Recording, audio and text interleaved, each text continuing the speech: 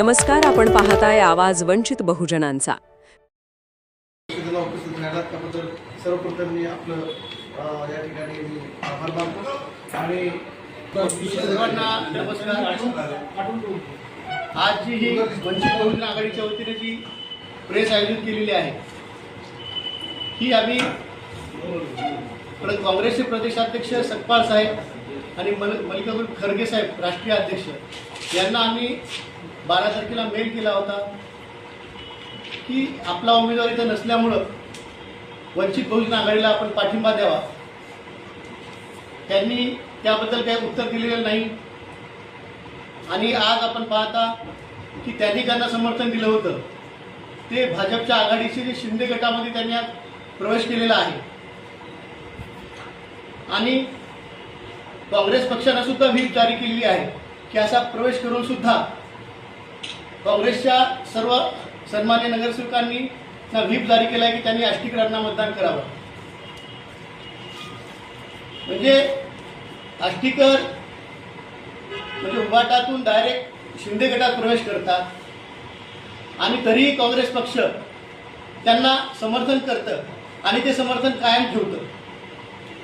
आज भाजपच्या विरोधात कोणीच लढायला तयार नाही, इथली काँग्रेस सुद्धा नाही.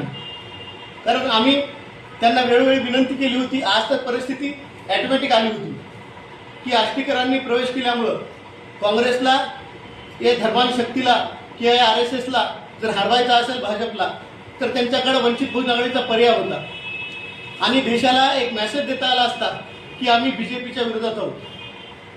आज ती संधी त्यांनी गमावलेली आहे. त्यांनी आज भाजपला जिंकवण्यासाठीच सुरुवातीला त्यांनी सोमठाणकर यांना उमेदवारी दिली होती. जे सोमठाणकर हिंगोली लोकसभेमध्ये उमेदवारी त्यांनी अर्ज दाखल केला होता व गिरीश महाजन आणि देवेंद्र फडणवीस यांच्या सांगण्यावरून त्यांनी आपला अर्ज मागे घेतला होता हिंगोलीमध्ये.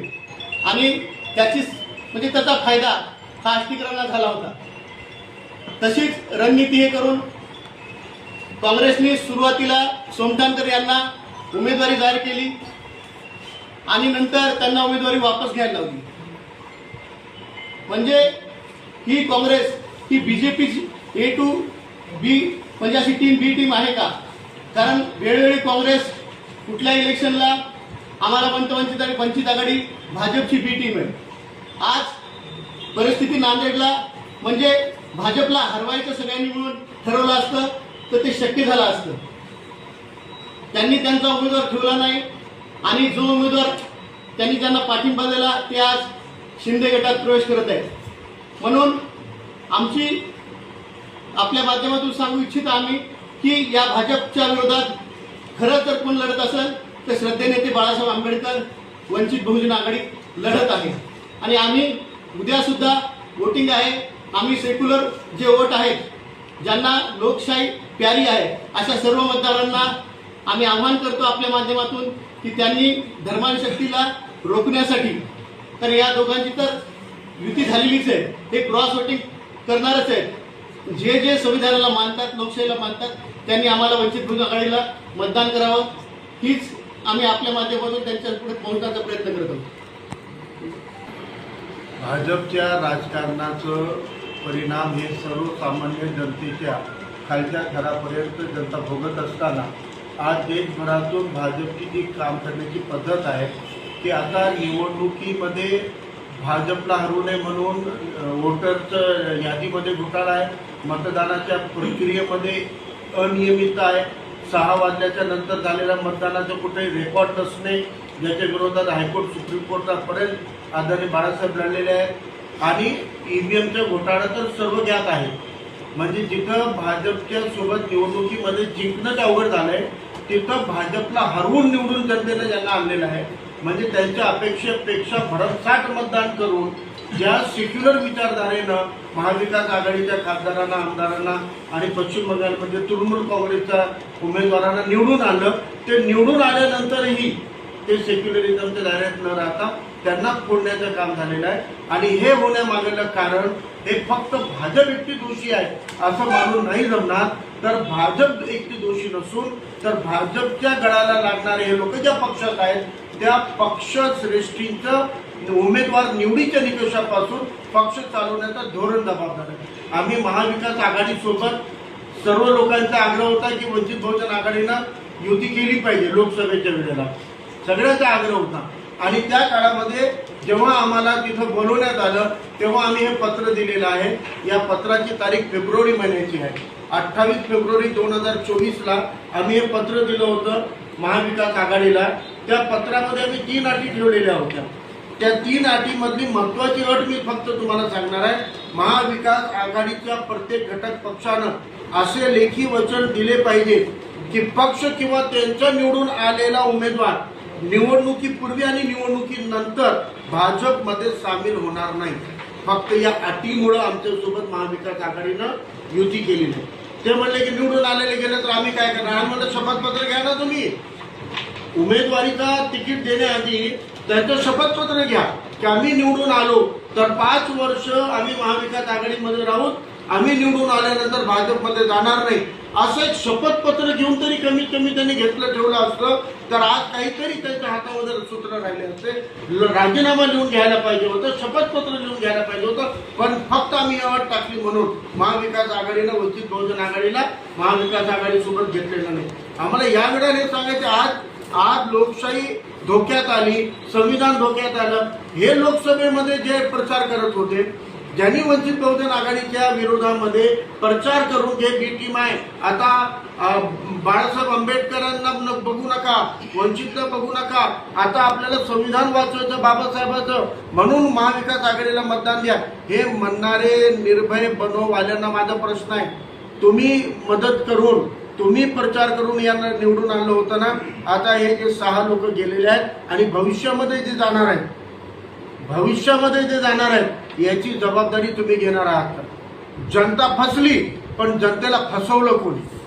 आज जनता ज्यांनी लाईन लावून मतदान दिलेलं आहे, परभणीच्या हिंगोलीच्या ज्या मतदारसंघातले खासदार गेले तिथं लाईन लावून मतदान देणारा जे आंबेडकरवादी समाज, जे कधी शिवसेनेला मतदान दिलं नव्हता, जे मुस्लिम समाज ज्यांनी कधी शिवसेनेला मतदान दिलं नव्हतं, त्यांनी मोठी आस धरून यांच्या फसवणुकीमुळं म्हणजे ते या महाविकास आघाडीला शिवसेनेला मतदान करा म्हणणारे जे निर्भय बनवत नाही, निर्भय बनववाले तर आहेतच, पण असे जेवढे आंबेडकरवादी स्वतःला इंटेलेक्च्युअल बनवणारे असोत की मग मुल्ला मौलवी असो, ज्यांनी या शिवसेनेवाल्याला मतदान द्यायला लावलेलं आहे, आज ते उत्तर देतील का की त्यांचं मतदान तुम्ही कुठं टाकलं, कोणत्या गटारीमध्ये नेऊन तुम्ही पवित्र मतदानाचा पूर्ण वाटोळा केलेला आहे, याचं उत्तर यांनी द्यायला पाहिजे. ही मागणी आज आम्ही इथं करत आहोत. आणि असं नाही झालं तर भविष्य जर वाचवायचं असेल, आज संधी आहे. नांदेड आणि अमरावतीला एक संधी आलेली आहे की आम्ही भाजपची दादागिरी सहन करणार नाही, आम्ही लोकशाही आणि संविधान वाचवणार आहेत. आज नांदेडमध्ये 452 पैकी फक्त 138च मतदार भाजपच्या सिंबॉलवर निवडून आलेले आहेत. 452 मधले फक्त 138 आहेत जे कमलच्या सिंबॉलवर निवडून आले. आणि बाकीचे जे पक्ष आहेत, अजित पवार गट असो, शिंदे गट असो, राष्ट्रवादी असो, काँग्रेस, सगळे म्हणले ना भाजपच्या विरोधात. महानगरपालिकेमध्ये अजित पवार गट विरोधात लढला की नाही लढला बीजेपीच्या, एकनाथ शिंदे गटातले लोक विरोधात होते की नव्हते, अर्ध्याहून जास्त डबल उमेदवारी झाली की नाही झाली. मग आता तुम्ही बीजेपीच्या विरोधात निवडून आलेले आहात तर बीजेपीच्या उमेदवाराला मतदान करणार आहात का.